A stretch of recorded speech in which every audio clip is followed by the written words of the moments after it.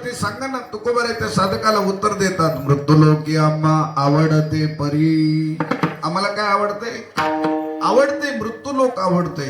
जर जगद्गुरु तुकोबारायांना आपण विचारू, काव तुकोबाराय तुम्ही म्हणता आम्हाला मृत्यूलोक आवडतो, याचं नेमकं कारण तरी सांगा ना, का आवडतो मृत्यूलोक? वास्तविक पाहतात तुकोबाराय महाराज मृत्यूलोकातले नाहीत. जर ज्या अर्थी तुकोबाराय आम्हाला आवडतो म्हणतात त्या अर्थी. मग तुकोबारायांनी विचारलं, तुकोबाराय तुम्हाला मृत्यूलोक आवडतो, पण तुम्ही नेमके आहात तरी कुठले हो? तेव्हा जगद्गुरु तुकोबाराय सांगतात, आम्ही वैकुंठ. आम्ही वैकुंठवासी आलो या ठिकाणी.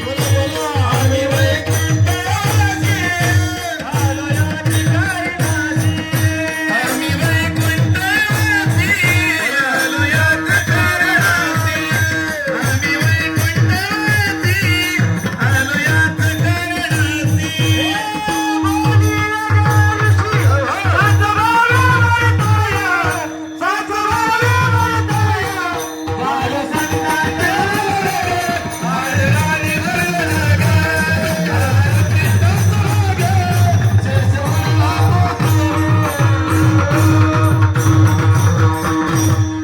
जगद्गुरु तुकोबारायांना विचारलं, तुकोबाराय तुम्ही मृत्यूलोक आवडता असं म्हणता, याचा अर्थ तुम्ही मृत्यूलोकातले नाहीत. मग तुम्ही आहात कुठले? तेव्हा जगद्गुरु तुकोबाराय पत्ता सांगतात. कोणता पत्ता सांगतात? आम्ही वैकुंठवासी आलो याचे कारणाशी. तुकोबाराय म्हणतात आम्ही वैकुंठवासी, आमचं मूळचं घर वैकुंठ आहे.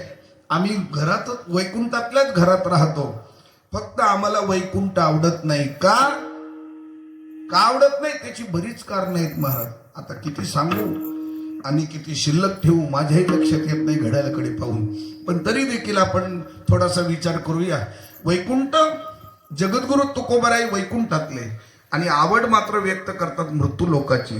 तुकोबारायांना विचारू आपण, तुकोबाराय तुम्ही म्हणता आम्हाला मृत्यूलोक आवडतो, आणि जिथे तुम्ही राहता ते ठिकाण तुम्हाला आवडत नाही, असं त्या ठिकाणी कमी काय आहे हो?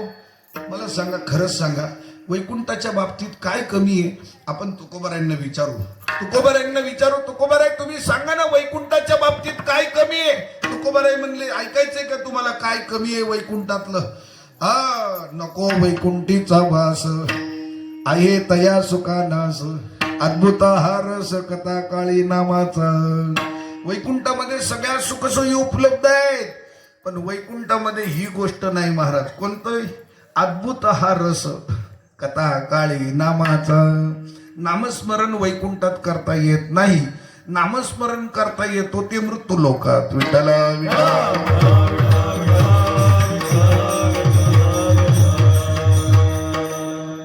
देवाशी संवाद साधत असताना तुकोबाराय देवाला म्हणतात, देवा आता विषय निघाला म्हणून सांगतो वैकुंठाच्या बाबतीत. वैकुंठाचा कंटाळा आला रे देवा, नको रे देवा वैकुंठ, खरंच नको. का? वैकुंठाशी नको दाडू हरी. ए देवा नको रे वैकुंठ, नको. तुला द्यायचं असेल तर वाच दे पंढरी सर्व काळ. द्यायचं असेल तर पंढरपूर दे, पण वैकुंठ नको. का? वैकुंठ जुनाट झोपडी. वैकुंठ जुनं घर झालं, झोपडं आमचं घर जुनं झालं. मला सांगा, इथं बसल्यापैकी जुन्या घरात राहायला कुणाला आवडतंय? बोला पटकन, पटकन बोला. जुन्या घरात राहायला कुणाला आवडतंय हो? प्रत्येक माणसं नवीन नवीन घर शोधतात, आहे की नाही? 4थ्या मजल्यावर राहणाऱ्याला असं वाटतं मी 21 मजल्याच्या बिल्डिंग मध्ये कधी राहीन. चालीत राहणाऱ्या माणसाला असं वाटतंय साधं एखादं 1 BHK असावं, आहे की नाही? 1 RK असावं. म्हणजे आपल्या आपल्या महाराज पद्धतीने आपण काय करतो? घर बदल करतो.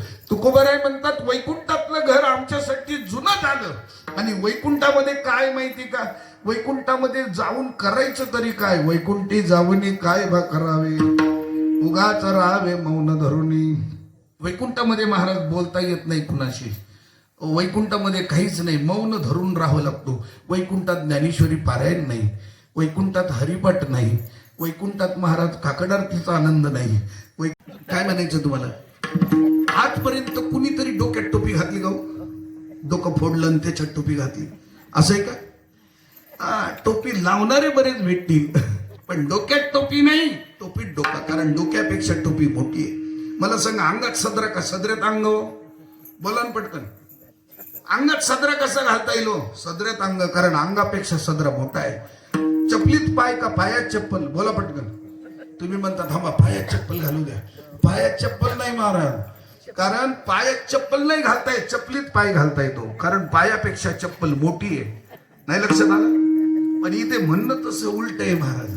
म्हणणं ये लोकीचे उपराटे इथे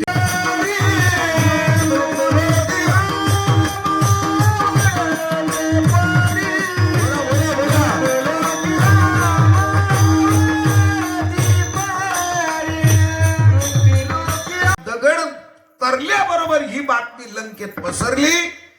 आणि मग महाराज बिभीषणाने काय केलं? त्याचं भलं मोठं अंगण होतं. कधी लंकेत गेले तर बिभीषणाचं एकदा घर पाहून या. महाराज बिभीषणाचं अंगण मोठं होतं. त्या अंगणात त्यांनी रांगोळी काढली, फुलांची रांगोळी काढली. आणि त्या रांगोळीत लिहिलं राम. काय लिहिलं? फुलांची रांगोळी काढली, रांगोळीत लिहिलं राम. आणि कुणीतरी महाराज तो फोटो काढला आणि रावणाला पाठवला. दुसऱ्या दिवशी रावण डोळे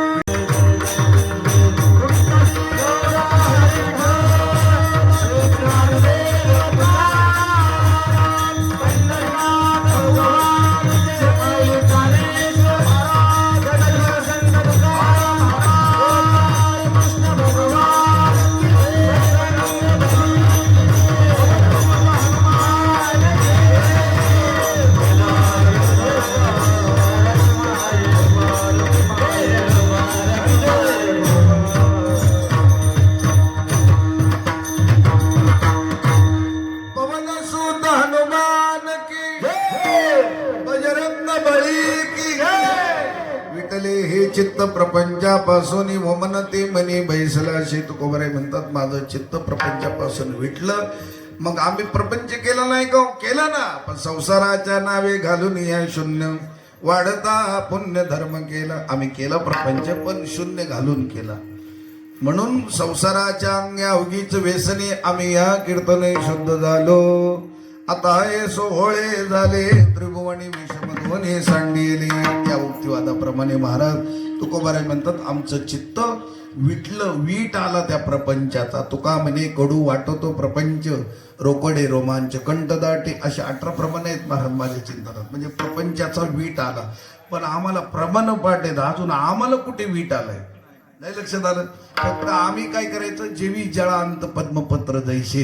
आता हे इथं थांबवतो, वेळ झाली म्हणून. तुकोबारायांना अजून काहीतरी वाटलं महाराज मृत्यू लोकाच्या बाबतीत सांगावंसं. इथे नामस्मरणाने उद्धार होतो, पण अजून एक बंधन करावं लागेल. सोने रुपया मृत्यू के समान, माणिक पाषाण घडे जैसे. तुकोबाराय म्हणतात नामस्मरणाची ही मोठी ताकद आहे. जगातलं सगळं मातीमूळ वाटतंय महाराज. आज सोन्याचा भाव काय हो? बोला पटकन. ज्या असेल ते सांगा. आपल्याला काही घ्यायचं नाही, द्यायचं नाही. काही 5-10 हजार रुपये कमी इकडे तिकडे झाले तरी चालतील. पण कसं आहे सध्या? 1.5 लाख रुपये. बरं असू द्या. कोणी तर म्हणले 1,80,000 झाले. 82 झाले. बरं असू द्या. महाराज मला सांगा, त्या काळामध्ये तुकोबारायांना हिंदवी स्वराज्याचे संस्थापक छत्रपती शिवाजी महाराजांनी पाठवलेला नजराणा, बरोबर का चूक? तुकोबारायांनी त्या नजराण्यावर नजर सुद्धा नाही फिरवली का? त्यांनी म्हणू नये विठले चित्त प्रपंचापासून किंवा सोने रुपया मृत्यू के समान. तिथे आमच्यासारखा बुवा असताना तर म्हणला असता एक कार्ड घेऊन जा आमचं. नाही लक्षात आलं? महाराज तुकोबाराय होते ते, त्यांनी नाही महाराज कशाला स्पर्श केला. सगळ्या गोष्टी तुमच्या आमच्यासाठी सर्वस्वाचा त्याग करणार जीवनचरित्र म्हणजे तुकोबाराय. आमच्याकडे कथा आहे महाराज आता परवापासून. तिथे मला नामदेव महाराजांचं चरित्र सांगायचंय. नावडे म्हणून पनवेलच्या पुढे 8 किलोमीटर. सगळ्यात महत्वाचा मुद्दा मला सांगायचा की तुकोबारायांच्या चरित्रात सुद्धा या गोष्टी आहेत. सोने रुपया मृत्यू के समान.